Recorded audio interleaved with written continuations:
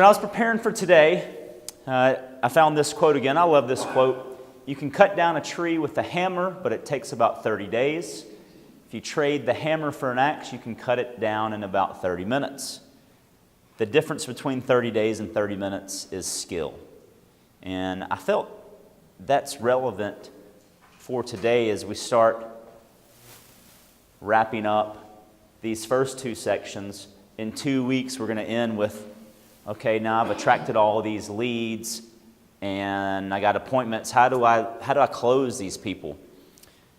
And I wanted to share with you a story relating today when I realized you can't be everything to everybody.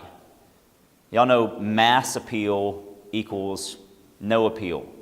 If you specialize in generalities, you will not be perceived as special at anything. And what's happened is we used to just have like one social media platform. Well, now how many do we have? I mean, I don't even know how many we have. And I'm guilty. I have a profile on all of the major platforms and then profiles on just some of them. And what I learned with business and marketing is you've got to have a focus. And when you focus in on something, you have to commit. And a lot of y'all have done that with your business and focusing on a brand or focusing on a segment of the market or a specific demographic. Because when you do that, you can then have a laser focus on how you market to that audience. And we all have to maintain a presence on Facebook. We're really not even talking about Facebook today. That's a given that we've got to be there. We're talking about everything else. And I hope that after today, you'll see that you want to focus in on one of these platforms and be active. Because I can't even keep up with all this stuff. I mean, you cannot be active and engaged unless you have a twin I don't know about that you're paying to run your social media profiles while you're taking a nap or just taking a shower and going somewhere. You have to have a real life. You have to be in the real world. But the goal today is to help you understand how you could focus in on one of these platforms that you actually like to use and enjoy using it and attract a few more leads to your business. Is that something y'all be interested in seeing? Okay, good, because I got some cool stuff. The question is, are you choosing the social media tools you actually already like and use? That's important. Not because I said you have to use it or Julie says you have to use it. We can't make you use this. Well, we're going to make you use Facebook because that's necessary. But if you like using something, you'll pick up some tips today on how you can use it a little bit for business. Because we don't want to ruin that platform and use it just for business. You have to throw, I'm going to use a boxing analogy. You have to throw what? You have to throw some jabs before you throw the big hook and try to knock them out. So if we're just walking around throwing hooks all day, no one's going to buy into that. So we're going to teach you how to do a little jabbing today. Let's look at it. So YouTube. This is insane. In 2016, they averaged 1 billion hours of content each day was being consumed. That's insane.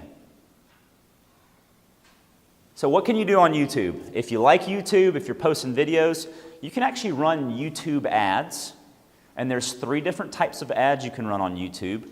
One is called TrueView, where y'all have seen this, and you click on a video and an ad plays before you can actually watch your video. That's called TrueView. Then there's in-stream and display. Those are ads like a sponsored Facebook ad. It's an ad that appears, if you clicked on a video to watch, it's going to suggest these other videos. So if I click on a cat video where they're riding the Roomba in a Star Wars costume with fireworks shooting out, whatever, someone's running ads, and YouTube will suggest that, hey, you're watching the cat on the Roomba video, you should probably watch these too. So it can suggest ads for you. It's in-stream and in-display. In-stream is going to show up on the side where there's a stream of videos. In-display, is actually like a banner that shows up in the video.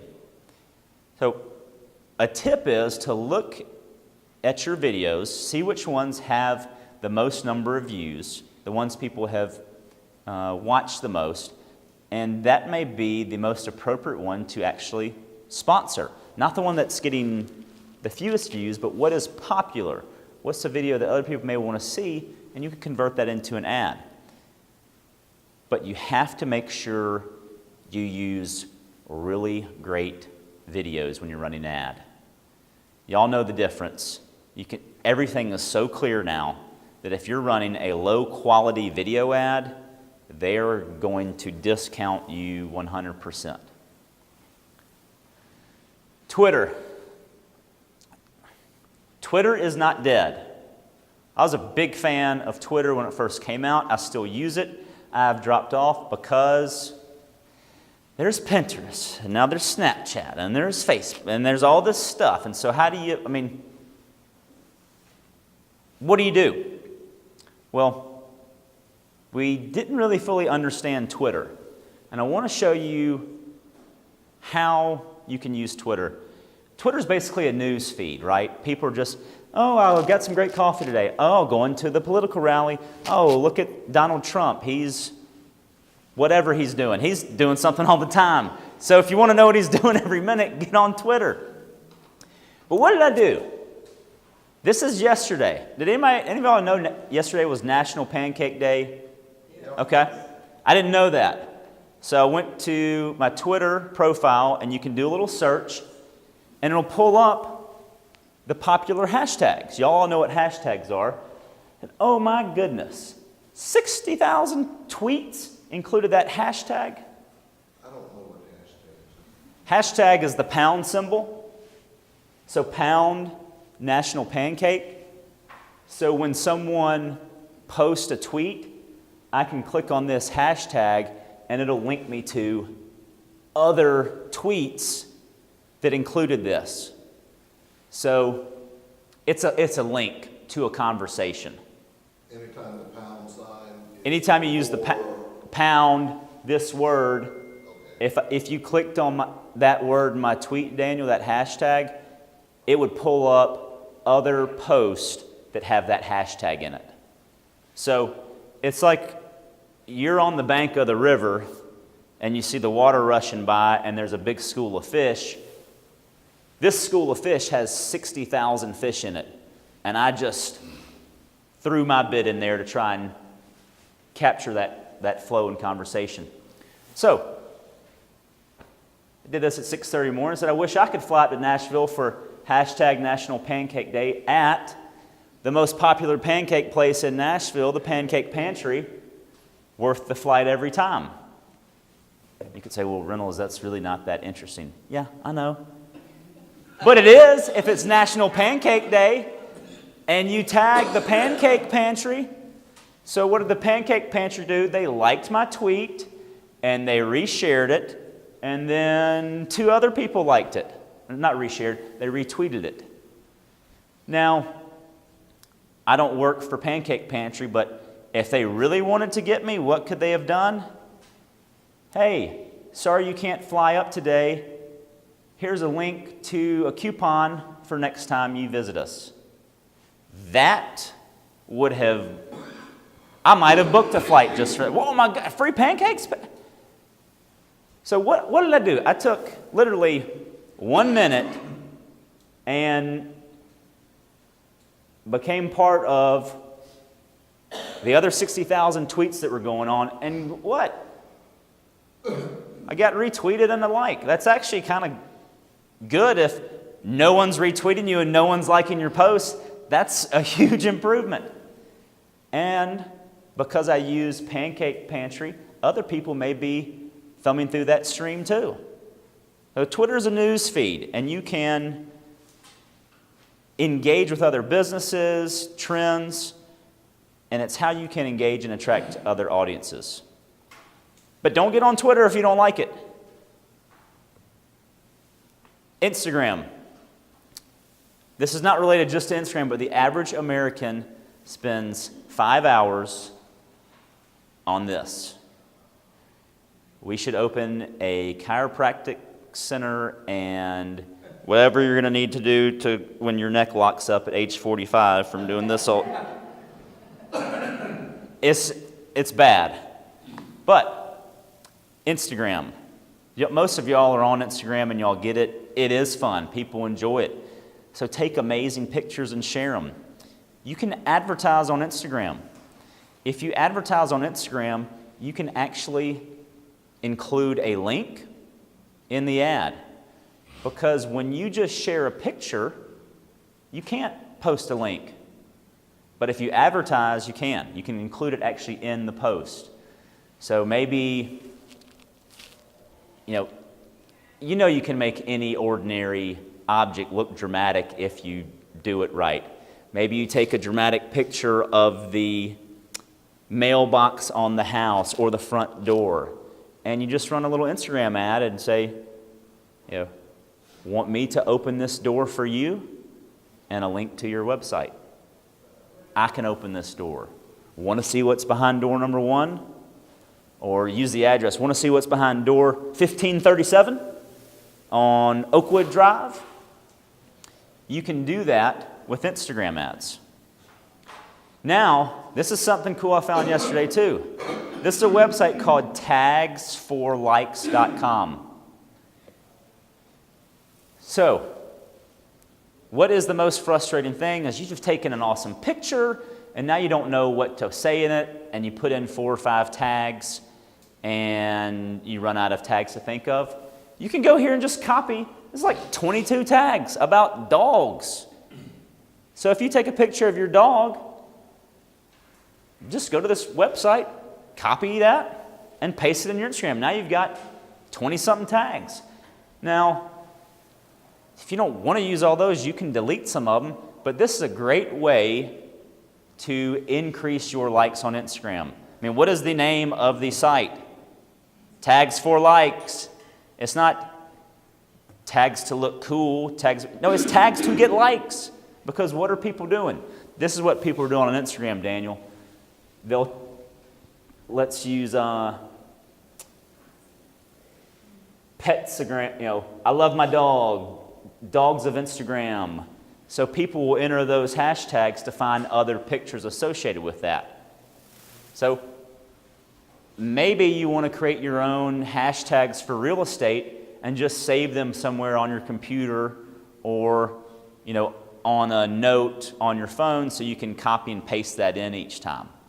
Because hashtags are how people are searching for things. This is another one too. Podcasts. Do any of y'all listen to podcasts? Some people do. Podcasts are becoming, that's the next step for people that blog a lot, because now everyone's blogging, so you can't read a blog while you're driving in your car yet, although when you don't have to drive your car, you can read blogs all day long if you want, and watch movies, and you and Eddie can live chat about VA issues and sort it all out. But you can actually create podcasts. So if you've written a really great blog, you could also convert that into a podcast, which is simply just an audio file. Think of it as a podcast is a book on tape by you, the author. So if I've written a great post about, how to use an FHA loan to buy a fixer-upper, or the top 10 ways to sell a house for top dollar. Whatever your topics are, you could actually record that as an audio file and publish it as a podcast. You could publish it to iTunes. SoundCloud is the other platform. You can actually advertise on podcasts. They're actually companies that are selling ads on podcasts. So if you don't want, Reynolds, no one wants to hear what I have to say. I'm probably in that same category too. But lots of people are downloading podcasts, and you can advertise on those. Y'all know what Pandora is, the music app, and on what? Most of these free programs, they have ads, which is why they're free. You could advertise on Pandora. You could advertise on podcasts because people are publishing. You don't have to pay to download a podcast. Why? Because it's being sponsored by someone. So there may be a reason you want to sponsor a popular podcast. Now, this is one of my favorite ones now. How do you share other people's content and brand it as your own? Y'all share links all the time. I see links from John's page. There was something about country living. Y'all share things from other websites, from Uptown, from Whitewater. You know, y'all are sharing other people's content, but it's going back to that person's page, right? Well, what if it looked like it was from me personally? Sniply, snip.ly is a website. And I'm not going to go through and show you exactly how it works. I'm going to tell you how it works. You can create custom calls to actions from links. Basically allows you to share someone else's content and overlay it with your brand. So this is an article from Entrepreneur Magazine. What you do is you copy the URL, the link at the top, and you paste that into Sniply, and it reformats it. And then when you send that out, either you tweet it or post it to Facebook, or you just include that link in an email, it puts a branded call to action down here. So as I'm scrolling down the page, reading, this branded call to action stays here the entire time. So I could put the little Bickerstaff Parham logo here, and I could write a call to action in. If I'm sharing, I could even share an article from Zillow. Not that I'd really want to, because what? It takes you back to Zillow. But it may be a really great article. And if I use Sniply, I can brand it as Bickerstaff Parham and have a call to action set up they can click on and contact me about it. Why are we talking about this? Because some social is not working. We want to be social networking, right? Not social not working. If your social's not working, we want to be social networking. Is there a charge for Sniply? Sniply has a free account. And I believe with their free account, it would still appear Kappa. This actually is the Sniply icon. I think on their free account, this icon would remain, and all you can change is the call to action text. So obviously, they want you to pay, but you could use it for free today. So social networking is about landing a few jabs. That tweet I sent, I wasn't talking about real estate. It's just getting my name out there, getting into the mix. But you got to use your brand and the company brand appropriately and consistently. You can't change things up every single time because you've got to build continuity. It's important. People don't always remember what they saw or read. They just remember that they saw you if it's branded appropriately and you're consistent. Whether it's a piece of mail going in the trash, I can't tell you which State Farm agent has sent me a letter every week since I've lived in Midland, or what it's even about. But I can tell you that State Farm sent more than any other ones because I don't remember any other insurance agent that sent me one, because it's all the same. Now, That's not working on a consumer like me, but obviously, y'all know how many successful State Farm agents there are. Because they keep it consistent, people don't always look at the message and they don't always remember it, but they recognize the brand because it's consistent. We didn't even talk about Snapchat or Pinterest. Didn't even really get to those. But what I want y'all to focus on is selecting one platform you like. And if you're not active on it, get active on it. It's easy. You need to have at least a profile on these so people can find you. But if you really want your social to start working for you and attracting a bigger audience and attracting some leads, then it's time to focus in on one and dive a little deeper into that. So thank y'all for being here today.